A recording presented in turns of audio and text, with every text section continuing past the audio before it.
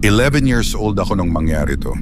May isang abandonadong bahay sa Eskinita malapit sa amin. Tinitirhan daw yon ng masasamang espiritu at mga kaluluwang hindi pa natatahimik. Pero syempre, hindi ako naniwala dati kasi hindi pa naman ako nakakaranas ng kahit anong paranormal na pangyayari. Isang araw, habang naglalakad kami ng pinsan ko, napadpad kami sa harap ng abandonadong bahay. Madalas naman namin tumadaanan tuwing bumibili kami sa tindahan, kaya naisipan naming pasukin. Pagpasok namin, medyo malaki yung loob ng bahay. May ikalawang palapag pa at may mga lumang gamit na naiwan. Nung una wala naman kaming kakaibang naramdaman habang nasa unang palapag kami. Pero nung umakyat na kami sa ikalawang palapag, doon na nag-iba ang lahat. Habang naglalakad kami sa taas, bigla naming naramdaman na parang may kakaiba sa paligid. Tahimik, parang ang bigat ng hangin. Lumipas ang ilang minuto. Biglang tumakbo pababa yung pinsan ko habang sumisigaw. Siyempre nataranta na rin ako kaya tumakbo na rin ako palabas ng bahay. Simula nun, hindi na kami muling bumalik. Na-trauma ang pinsan ko. Ilang araw siyang tulala at hindi namin makausap. Pero makalipas ang 1 o 2 linggo, unti-unti siyang bumalik sa normal. Doon ko siya tinanong kung ano ba talaga ang nakita niya sa loob ng bahay. Kinilabutan ako sa sagot niya. May nakita raw siyang babae sa loob ng isang kwarto. Nakaputi, magulo ang buhok at may hawak na sanggol na may mga dugo pa.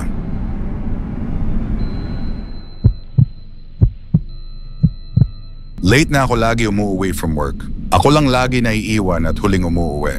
One time around 1 a.m. nung pauwi na ako lang mag-isa nung sumakay na ako sa elevator. From 27th floor, wala namang kakaiba. Pero pagdating sa 10th floor, bumukas yung elevator pero wala naman sumakay. Sumilip pa ako sa labas pero wala namang tao sa paligid. Nang makita kong walang sasakay, pinindot ko na ang close button. Pero kahit ilang ulit kong pinindot, hindi pa rin agad nagsara ang pinto. Matagal bago ito tuluyang nagsara. Pagdating sa 9 na palapag, bigla ulit bumukas ang elevator. Pero wala na naman tao. Ganon din pagdating sa 8 palapag. Natatakot na ako. Kasi bawat floor bumubukas ang pinto kahit walang sumasakay. Wala pang ilaw sa bawat floor tuwing bumubukas ang elevator, kaya lalo akong kinabahan. Pagdating sa 2 palapag, akala ko kagaya lang ng mga nauna. Pero pagbukas ng pinto, may nakatakip na plywood. Nagpanik na ako dahil mas matagal magsara ang pinto. At sa espasyo ng plywood, nasisilip ko na sobrang dilim ng buong floor na yon. Makalipas ang ilang minuto, umandar ulit ang elevator at nakarating ako sa ground floor. Nakauwi ako ng maayos pero hindi ko makakalimutan yung naging karanasan na yon.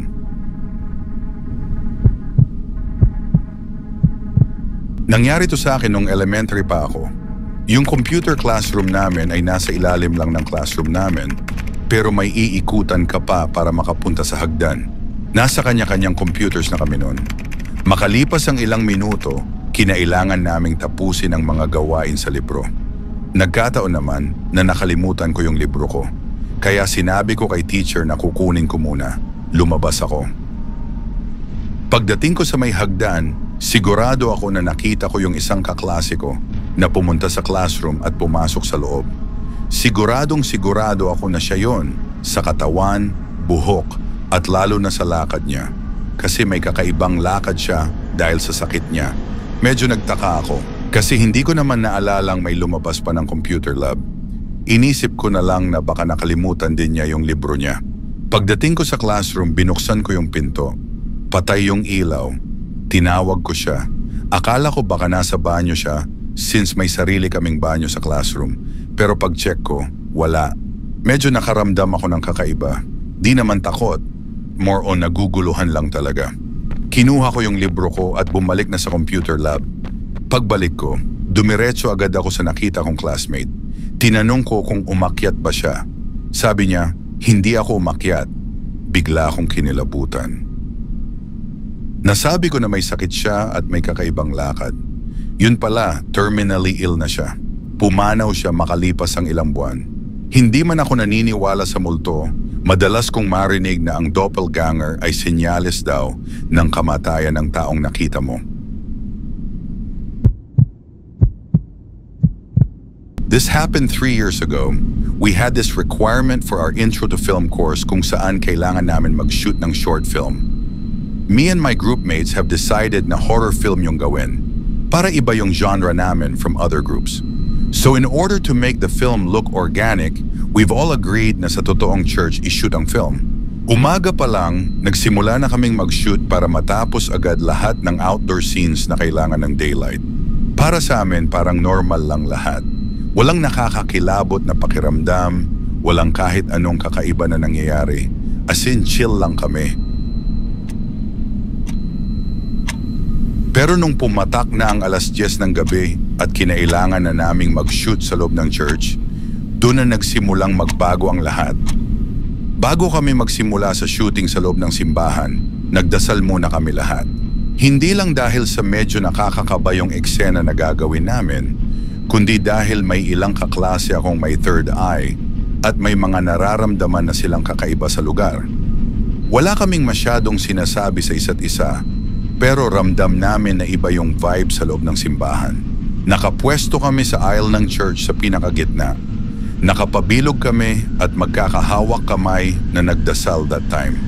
Habang nagdarasal, napansin namin ng katabi ko na nakatingin sa pagitan namin yung isa naming kaklase na may third eye.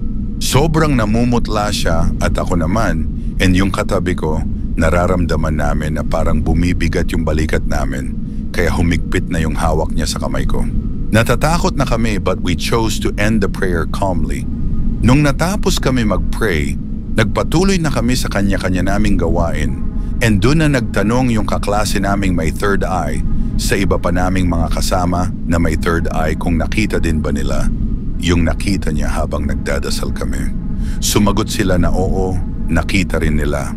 Kinuwento nila sa amin kaming walang mga third eye, yung mga nakita nilang kakaibang bagay. Sabi nila, may mga sumama sa atin magdasal. Nang marinig namin yon, parang nanlumo kami lahat at sabay-sabay kaming kinilabutan, lalo na nung dinescribe nila yung nakita nilang mga sumama sa amin. Ang pagkakadescribe nila sa nasa pagitan namin ng katabi ko, babaeng nakatahi ang bibig tapos nakangiti. If my memory serves me right, bukod daw dun sa babaeng may tahi ang bibig, meron pang isang sumama sa amin magdasal pero hindi na dinescribe ang itsura niya. Tapos meron ding iba pa na nasa loob habang nandun kami. Iyon na yung naging signal for us na wag na ituloy ang shoot sa loob ng church, kaya lumabas na kami at humanap na lang ng lugar sa labas kung saan pwedeng gawin yung scene na yon. Kahit na takot na kami, sinubukan pa rin namin tapusin yung shoot. Nung mga hating gabi na, nag-decide kami na umuwi na.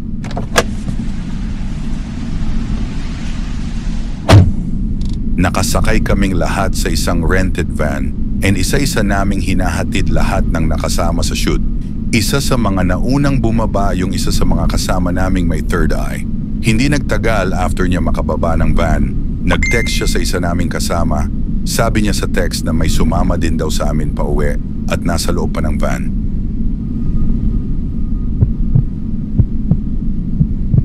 May kaibigan ng nanay ko na may kaya sa buhay. Kapag walang tao sa bahay nila, ako ang palaging pinapakiusapan na tumao lalo na kapag gabi kasi madalas silang nananakawan. Maayos naman ang trato nila sa akin. May sarili akong kwarto doon at pwede lahat para sa akin. Pwede kong kainin kung anong gusto ko sa ref at kahit anong CD gusto kong panoorin. Pero tuwing gabi, lagi nilang sinasabi na pag manunood ako ng TV, lakasan ko daw dapat lagi yung volume. Hindi naman na nila sinabi yung dahilan kung bakit. Makatapos ang ilang oras, pag natutulog na ako, ramdam ko na parang may naglalakad sa bahay.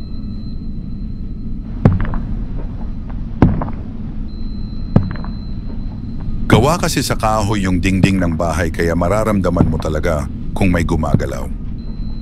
Minsan, bigla na lang bumubukas o sumasara ang mga pintuan ng mga kwarto, kahit walang hangin. Pero buti na lang, kahit ganon, wala namang nagpakita sa akin.